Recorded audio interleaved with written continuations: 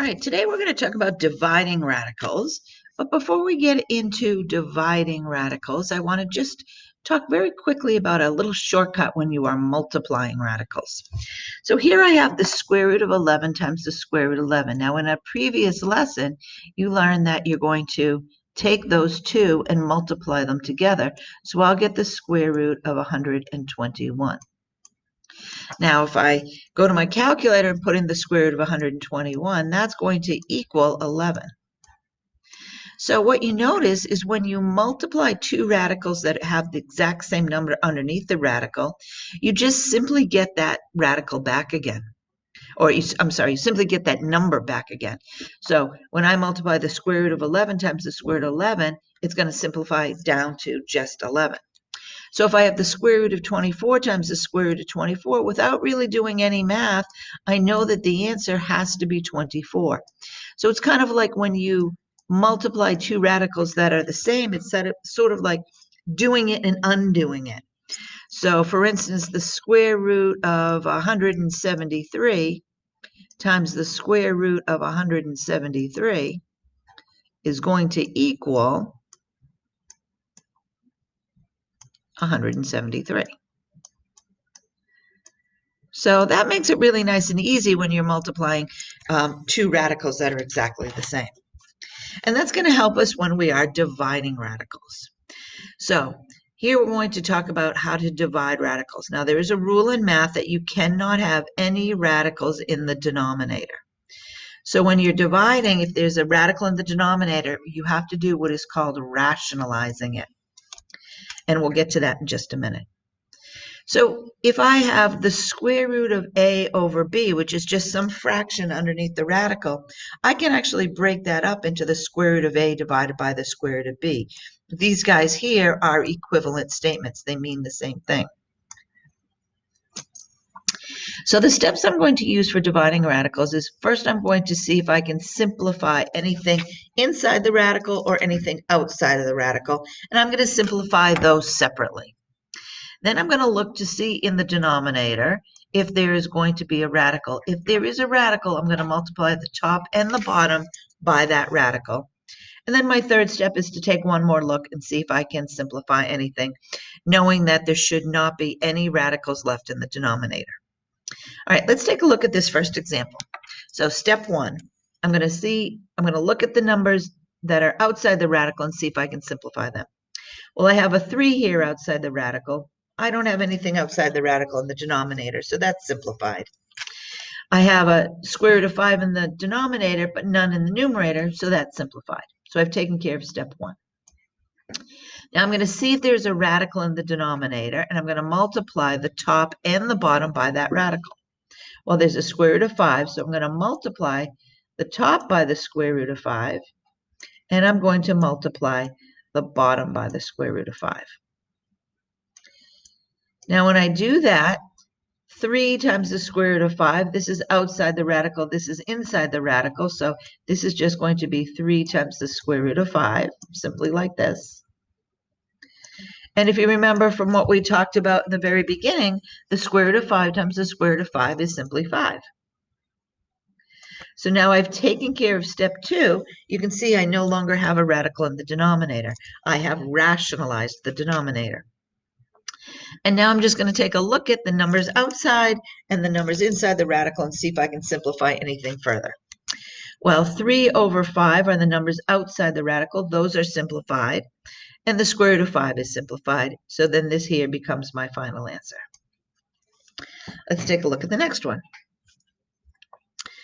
All right, so here I have the square root of 3 over 2. So they're both underneath the radical, so I'm going to take a look at this and see if I can simplify that fraction.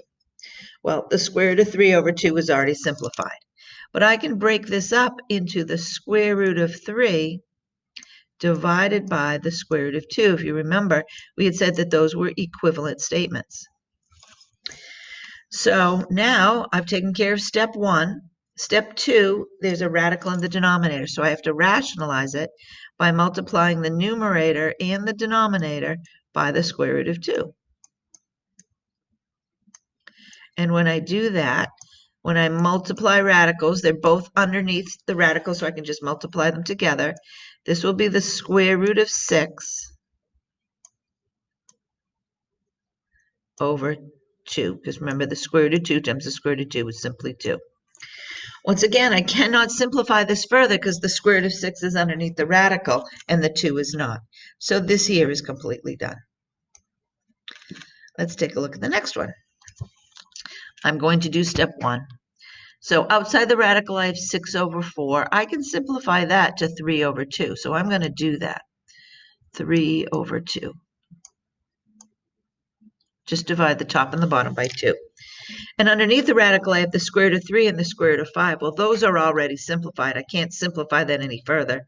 So I'll just put them right here, the square root of 3 and the square root of 5. All right, so I've taken care of step 1. Now I have the square root of 5 in the denominator, so I have to rationalize it by multiplying the top and the bottom by the square root of 5 over the square root of 5.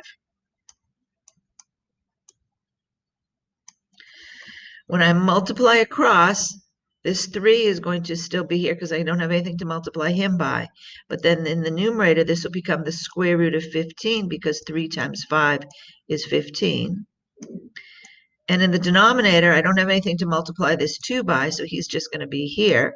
But the square root of 5 times the square root of 5 is 5, so I'm going to multiply it by 5. Now I'm going to look at it and see if I can simplify anything further. Well, I know that 2 times 5 is 10, so this is going to become 3 times the square root of 15 all over 10. 3 over 10 cannot be simplified any further, so then this becomes my final answer. Let me erase this so I can get some others in here.